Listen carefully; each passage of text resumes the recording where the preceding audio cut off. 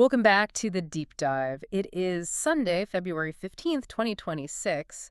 And, I have to say, looking at the calendar this morning, it just felt a little surreal. It does, doesn't it? We are firmly in the second half of the 2020s. We've made it past the quarter mark of the century. And if you're listening to this, maybe on your commute or while you're doing chores, you might be feeling what a lot of us are feeling right now. It's kind of, Hum in the air. yes, a strange vibrating tension. It's really hard to put a finger on it.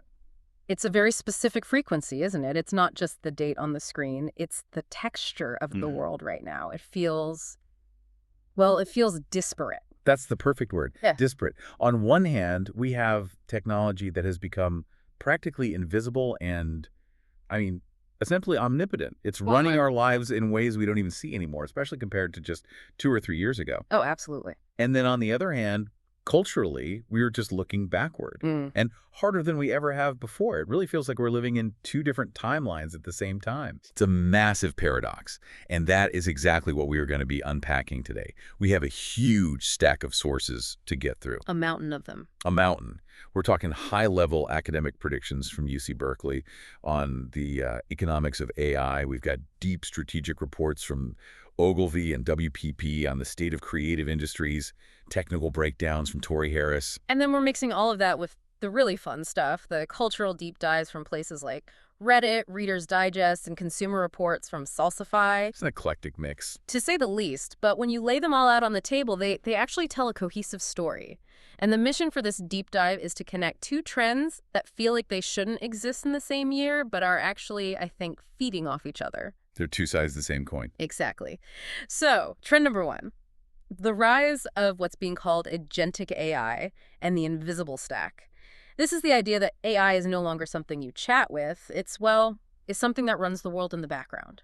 And trend number two is that massive, you just can't deny it, cultural wave of nostalgia. Specifically, the obsession with the year 2016, the return to physical malls, and the rise of what fashion reporters are calling the analog bag. So here is the hook, and I really want you to think about this as we go through the research today. As AI moves from chatting to doing, as it takes over the cognitive load of our jobs and our lives, why are we humans retreating into what the internet calls the brain rot era of memes and, buying skinny jeans again? It's the central question of 2026, isn't it? Oh, God. Are we outsourcing our brains so we can indulge in our feelings? Or is it maybe more of a defense mechanism, I guess? Let's find out. Okay, so let's unpack this. We have to start with the hard tech reality because that really sets the stage for everything else that's happening. We're looking at a technical report here from Tori Harris, and the title is Why 2026 is the Year of Human-on-the-Loop AI. And honestly, this just stopped me in my tracks because I feel like just yesterday, back in 2023 or 2024, everyone, and I mean everyone, was obsessed with prompt engineering. Oh, I remember that vividly. It was the gold rush skill, right? Act as a marketing expert. Write me a poem in the style of Shakespeare. We were all learning how to talk to the machine. We hired prompt engineers. It was a job title. It was. We treated the AI like a very smart, very literal intern that you had to micromanage constantly. You had to know the magic words to get the magic result. And looking at this report now, that whole era feels, quaint. It feels ancient. According to Tori Harris and just the broader tech landscape in 2026, that era is effectively over. The chat interface, the whole idea of a text box where you type a request and wait for a response, it's dying. So what's replacing it? We're moving from human in the loop, where you have to constantly poke the AI to get a result, to human on the loop. Human on the loop, HOTL. Okay, that sounds like a subtle distinction, but I'm guessing in practice it's a completely different way of working. Night and day. What does that actually look like on a Tuesday morning at work? So imagine this concept they're calling the invisible stack. AI is no longer a destination you go to. You don't open a browser and go to chatgpt.com or claude.ai to get work done anymore. Right. The AI is an environmental layer. It's baked into your operating system, into your enterprise software, your supply chain. It's just ubiquitous. And the Tori Harris report gives a really concrete example to explain this shift using corporate travel. Okay, walk me through that, because booking travel is usually a complete nightmare. Right. So in the old days, and by old days I mean like 2024, you'd open a bot or a website and you'd type, find me a flight to London under $600 next Tuesday. You were the driver. You initiated the action. Right. And it would give me a list, and I'd have to filter it, check my calendar, go ask my boss for approval, all of that. Exactly. All manual. In 2026, with this invisible stack, an AI agent is observing your workflow constantly Hmm. in the background. It sees that your department just had a budget cut. It pulls that information from the finance software Without you telling it to. without you doing anything. It then notices a supply chain bottleneck in the UK that requires you to be in London. It's pulling that from the logistics software. It then cross-references your calendar and your company's new, much stricter travel policy. It doesn't ask you a single question. So what does it do? It just presents a notification on your screen. Yeah. Something like, I've identified a conflict. Here are 3 pre-approved solutions for your trip that align with the new budget. Please click yes or no. Whoa, so it's not waiting for me to ask, it's anticipating the intent based on the entire work environment. That's the key. It infers intent from behavior and from context. What they call the intent gap has been closed. You aren't typing prompts anymore. You are simply approving decisions. And this whole thing is powered by what they call LAM's large action models. Okay, so we all know LLMs, large language models, the text generator. But Yeah. action models, how are they different? This sounds like a whole different ballgame. It is. This is where it gets really technical, but honestly fascinating. An LLM, a large language model, predicts the next word in a sentence. A large action model, on the other hand, understands user interfaces. It can, for all intents and purposes, click buttons like a human can. So it's not a text generator, it's a... Think of it as a digital finger. It uses computer vision to see the UI of your SAP dashboard, or your Salesforce login, or even a public-facing airline website. It learns how to navigate software by watching it be used. So it's not just connecting via clean, developer-built code APIs, it's actually looking at the screen and figuring it out. Exactly. And that's a huge, huge distinction. APIs are clean and predictable, but the world is messy. Most software out there is old, clunky, and designed for humans to point and click on. These lambs are trained to navigate that messy, human-designed world. But that seems fragile. It is. The Tori Harris report emphasizes that this is where the invisible stack gets really complicated. Because if the UI changes by a single pixel or a button moves from left to right, the agent might get lost. It could break. Which is why the other half of this equation is something they call memory persistence. That sounds like something straight out of a sci-fi novel. It kind of is. Yeah. But it essentially means the AI remembers context long term. It's not just a one-off transaction. It remembers your tone from an email you sent 3 months ago. It remembers you prefer aisle seats on long-haul flights. It remembers your risk tolerance for budget overruns based on past decisions. So it builds a profile of you. It creates a map of your workflow and your preferences that survives software updates. So what you get is an agent that acts like a high-level executive assistant who has been with you for 10 years. It doesn't need instructions. It just needs permission, a yes or a no. That sounds incredible for productivity. I mean, truly game-changing. But I have to play the skeptic here for a second. We are handing over the doing, the actual execution of tasks to the machine. There you are. If a large action model misclicks or hallucinates a budget approval, the consequences are way, way bigger than a chatbot writing a bad poem. You've hit the nail on the head. And that brings us directly to the skepticism in our source stack. We have a report here from UC Berkeley. It's called 11 Things AI Experts Are Watching For in 2026. And, well, they aren't just waving yellow flags, they're flashing bright red lights. Okay, so let's get into that. They quote Stuart Russell, a professor of electrical engineering and computer sciences at Berkeley, and he points out that the spending on data centers right now to support this very invisible stack we're talking about is the largest technology project in human history. It is absolute astronomical spending. We're talking more than the moon landing, more than the Manhattan Project, adjusted for inflation. And Russell asks a very scary, very practical economic question. Will the AI bubble burst? Because the investment is outrunning the profit. Massively. We are seeing hundreds of billions of dollars, maybe trillions, poured into GPUs and energy infrastructure. But the revenue, the actual money companies are making from these agents, it isn't quite matching that massive capital expenditure yet. Not even close. So it's a math problem. A big, scary math problem. It's a classic amortization problem. If businesses don't see the productivity gains from this human-on-the-loop model immediately, if the agents are too buggy, or if that digital finger keeps missing the button, we could be looking at severe economic damage. The tech industry is betting the entire farm that this works, and works soon. And it's not just the economics, right? The Berkeley report also highlights what they call the trust crisis. They quote Haney Farid, a professor of information, and his take is blunt. He just says, seeing is no longer believing. And this is the dark side of the invisible stack.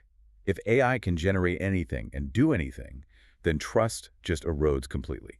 We've been talking about deepfakes for years, but in 2026, they are routine, they are cheap, they are trivial to make. We aren't just talking about fake celebrity videos anymore. No, no. We're talking about fake evidence being submitted in court cases, fake news that is utterly indistinguishable from reality, and fake interactions in the workplace. Imagine a fake video call from your CEO approving a wire transfer. Fareed notes that it takes almost no effort to create a fake, but an enormous amount of effort to debunk it. It's an asymmetry. It's what they call the liar's dividend. When everything could be fake, it becomes very easy for bad actors to claim that real, genuine evidence is fake. It just destabilizes the entire concept of a shared reality. So if you're a business or a brand or just a person trying to exist in 2026, you are operating in an extremely low trust environment. Okay, so we have this incredible tension. On one side, businesses are automating everything with the invisible stack to be hyper-efficient. On the other side, the very foundation of truth and economic stability feels shaky. It's like building a skyscraper on quicksand. That is a perfect analogy. Yeah. And that tension is exactly where the marketing world is trying to operate right now. If people don't trust what they see, and AI is running all the background processes, how on earth do you sell things? How do you connect with anyone? That transitions us perfectly into part two, the marketing machine of 2026. We have sources here from Spin to Digital and Jennings Social Media, and they use a word that I love to describe this new ecosystem. They say marketing isn't about management anymore, it's about metabolism. That is such a fascinating shift in terminology, isn't it? We used to talk about campaigns. A campaign has a start date and an end date. It's linear. You plan it, you execute it, you measure it. But Spinto describes the new model as autonomous optimization, or, marketing metabolism. So break that down for me. What does a metabolic marketing system actually look like in practice? Okay, so previously, let's say 2023, a marketing manager would run a campaign. They'd buy a set of ads on Instagram. They'd look at the data at the end of the week. Maybe the click-through rate was low on Tuesday. So on Friday, they'd have a meeting, decide to change the headline, and then someone would go in and update it manually. Right. Human intervention, manual adjustments, slow, incredibly slow by today's standards. In 2026, that's dangerously slow. The metabolism concept means the system is a self-improving organism. It doesn't wait for a weekly meeting. It runs continuous microtests. If it detects that people in a certain region are feeling frustrated, maybe based on the aggregate tone of voice in customer service chat interactions, or even just local weather patterns, it adjusts the ad copy in milliseconds. Wait, hang on. I have to stop you there. It reads the weather. Give me a specific example of how that would actually work. Spinta provides a great hypothetical scenario. Imagine a retail brand selling outerwear. The system detects that in Chicago, it's currently raining, and the temperature just dropped 5 degrees. At the same time, it sees the click-through rate on their big sunny spring fashion ad has dropped to near zero. Which makes sense. Nobody wants to see pictures of sundresses when it's cold and raining. Right. But in the old days, you'd just lose that entire day of sales in that region. In the invisible stack era, the AI agent sees the weather data, it sees the dip in engagement, and it automatically, without asking a single human, switches the visuals to feature cozy rain gear. Maybe it changes the color palette of the ad to warmer, more comforting tones and updates the copy to something like, "Stay dry and warm today, Chicago." And it does all of this instantly. In real time. And let's say the click-through rate on that new ad climbs 19% within 2 hours. The system learns, it metabolizes that data point and applies the learning next time it rains in Seattle or Boston. No human touched that. The metabolism of the system just reacted. It's reflexive. It's like a biological nervous system. But isn't that, that's incredibly creepy, isn't it? It is incredibly efficient and also deeply, deeply invasive. And this is where they're talking about predictive ROI. They aren't waiting for you to actually buy the product to know if the ad worked. How do they measure it? They're modeling probability based on micro-expressions. Things like hover time, how long your mouse pointer sits over a buy button, and scroll depth. They can even analyze the tone of your voice in a chat interaction. They know you're going to buy before you even know you're going to buy. That feels like we're being hunted by an algorithm. In a way, we are. But here's the paradox. Because we feel hunted, the types of content we seek out are changing dramatically. We have a report here from Adgully and Ogilvy's Social Lab that says creators have now officially, definitively, overtaken traditional media. This makes total sense. If I know the system is trying to metabolize me, the last thing I want to look at is a glossy corporate ad. I want to look at a person. I want to see a human face that I believe is actually human. And the numbers are staggering. 86% of consumers in 2026 are buying via influencers. But here is the nuance, and this is important. It's not just the big celebrities anymore. It's not the Kardashians. It's moved past that. Way past that. The report talks about a deep craving for internet intimacy. And I love this phrase, proof of craft. Proof of craft. That's a very strong phrase. What does that mean in this context? Because our feeds are so full of synthetic AI content stuff generated by that invisible stack, perfect images, perfect copy, perfect music, humans are desperate to see something that looks like it took real effort. We want to see the brushstrokes. We want to see the imperfections. We want proof a human was here. So a shaky, poorly lit camera video is now worth more than a perfect 4K AI-generated video. Precisely. The value is flipped. The trend is lots of little. Instead of one big Super Bowl commercial that costs millions, brands want thousands of small, meaningful interactions in niche communities. They want to be in the Discord servers, the private close friend circles, the Substack comment sections.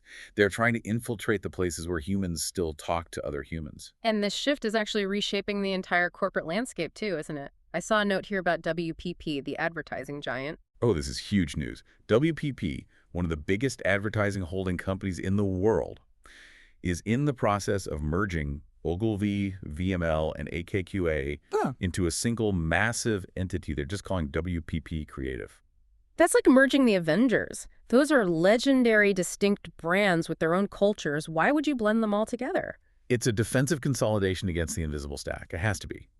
Clients don't want silos anymore. They don't want to have a meeting with the digital agency and then a separate meeting with the creative agency. The AI moves way too fast for that kind of bureaucracy. They need one throat to choke. They need an end-to-end solution. Exactly. But it's also a signal that the traditional agency model is dying. If an AI agent can iterate 10,000 versions of an ad in real time based on the weather in Dubuque, Iowa, why do I need a junior copywriter to spend a week on 3 versions? That is the brutal, brutal question. So, okay, the marketing machine is using AI to be hyper-efficient in the background, but the face of the marketing has to be hyperhuman to get past our trust barriers. Exactly. We are automating the logistics so we can scale the intimacy, which is a very, very strange sentence to say out loud. It is, but it explains why, despite all this futuristic tech, the cultural vibe feels like we've just gone back in time. So let's pivot. Let's get into part 3, the cultural reaction. Because if you open TikTok or whatever platform you're using in February 2026, you are not seeing flying cars. You're seeing 2016. 2026 is the new 2016. That is the headline from What Jobs, and it's also echoed in Reader's Digest. And it is, I mean, it's everywhere. You can't escape it. I have to ask, of all the years to be nostalgic for, why 2016? I mean, I remember it being a bit chaotic, to put it mildly. It was a very contentious election year in the U.S. Brexit happened. It wasn't exactly a picnic. It wasn't perfect, no, not by a long shot. But looking back from the vantage point of 2026, 10 years later, it looks like a mental safe place. The Reader's Digest source breaks it down perfectly. Think about the pop culture of 2016. Drake's One Dance was on every single radio station. Oh, summer. The debut of Stranger Things on Netflix. Yeah. Peak Bachelor Nation drama. The Snapchat dog filter.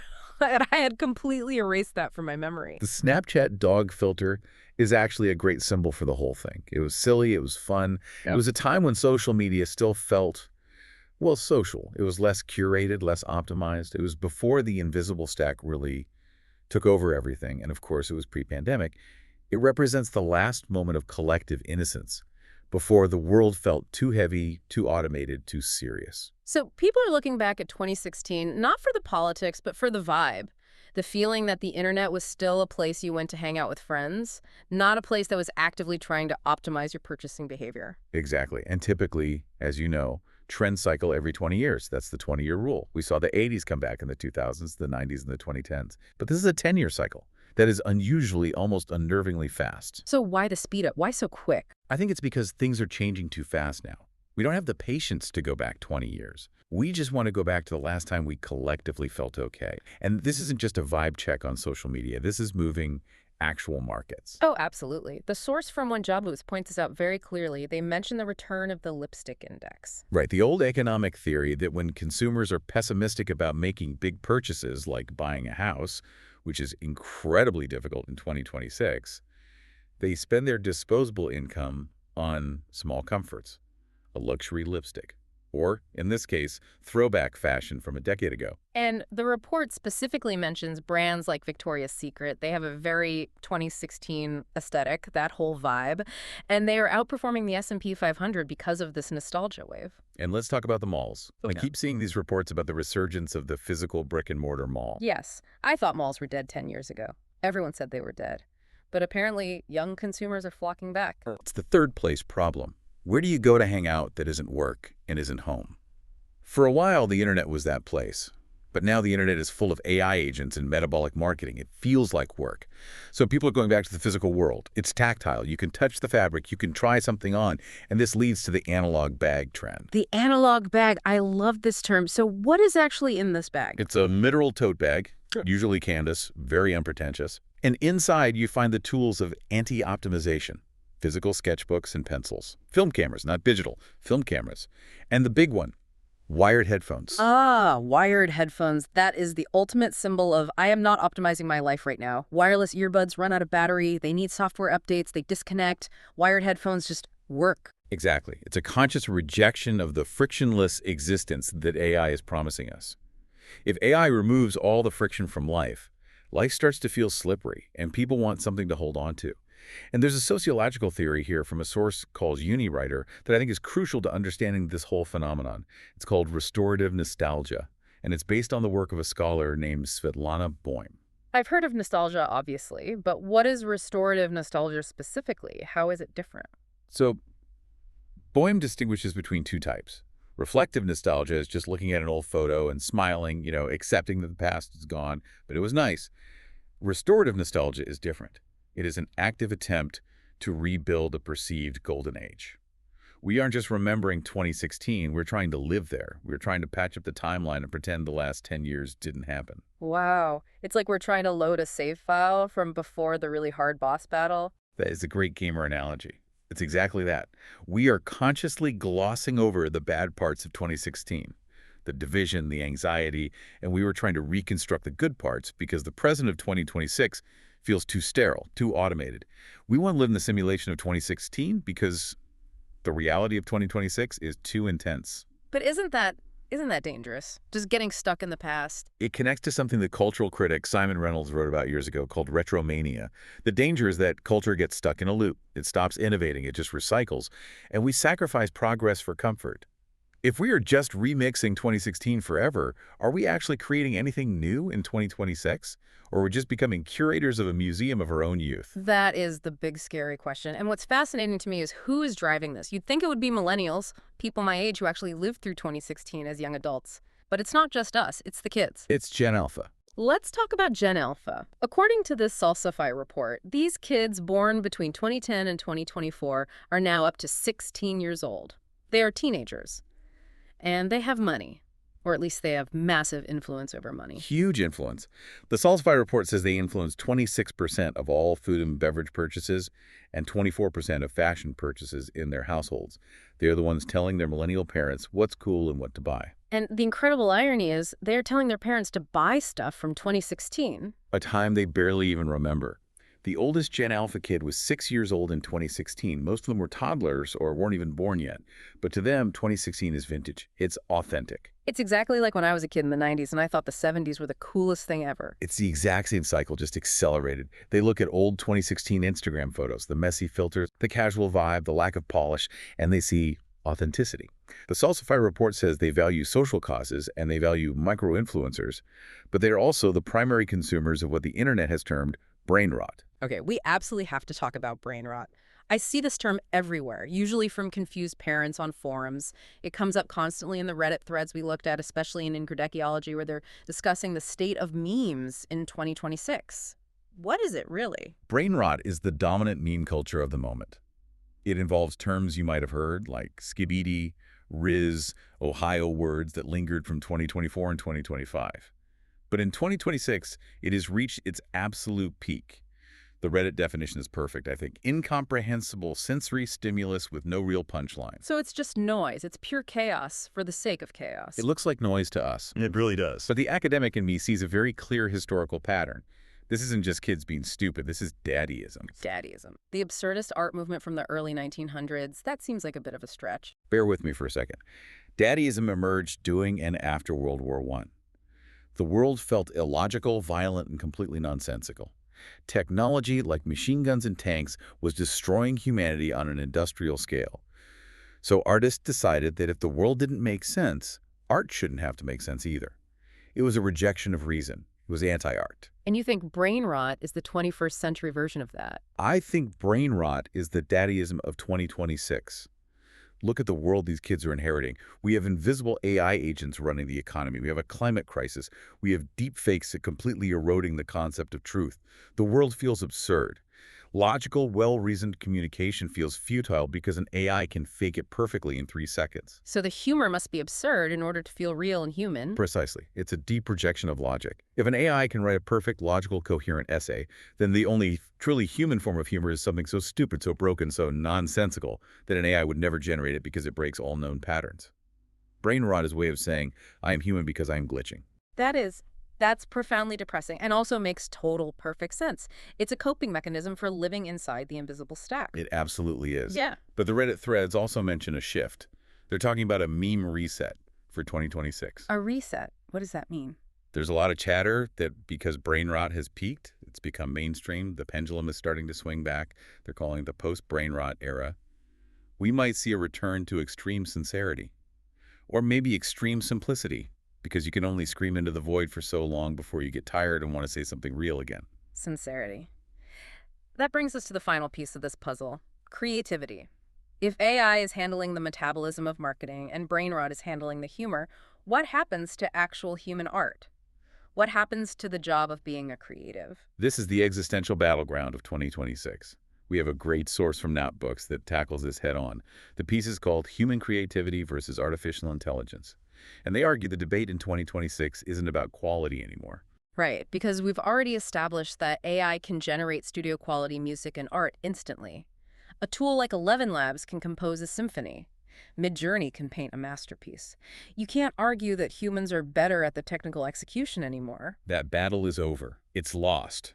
The debate has now shifted to emotional resonance versus pattern recognition. Okay, explain that distinction. Because to a listener, a pretty picture is just a pretty picture. AI is, at its core, a pattern recognition machine. Yeah. A very, very good one. It scans billions of images and says, this is the statistical average of what a sunset looks like.